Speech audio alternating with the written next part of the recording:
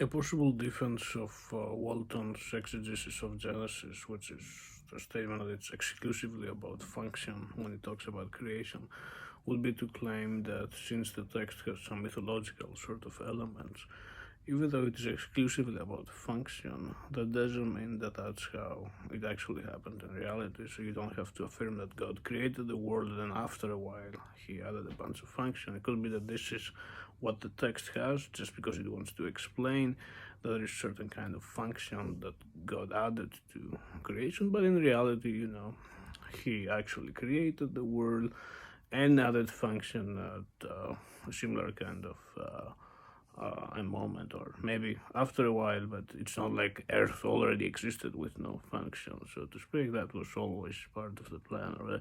So you can have something like that where you take some parts from Walton and then you have this kind of explanation about how the world works outside of the text.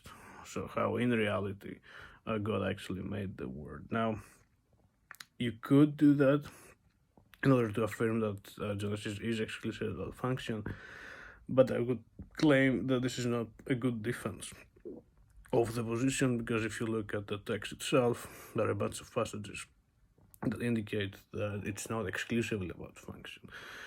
He makes some decent points when he compares it with his temple texts that talk about the 7 different parts of the temple and whatever, so ancient Near Eastern texts, so to speak.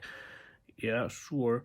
So there are indications that there is stuff there about function, but nonetheless, this doesn't imply that there are no indications which are about existence, because there are indications too about things that appearing to exist. So claiming that in the ancient Near East, they didn't think of stuff existing if it didn't have a function, that seems kind of silly to me.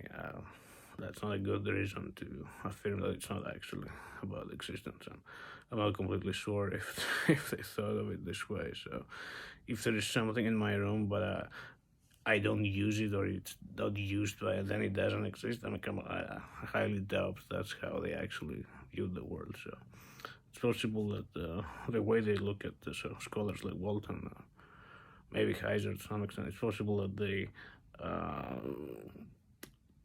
have false views about how the ancient Near East, Eastern people looked at the world. But even if ignore that, even if that's not really the case, there are still reasons to, from the text, as a bunch of scholars have pointed out already, which are about existence too. So then the view that it's exclusively about function, so that it's about function and not about existence, that wouldn't really work.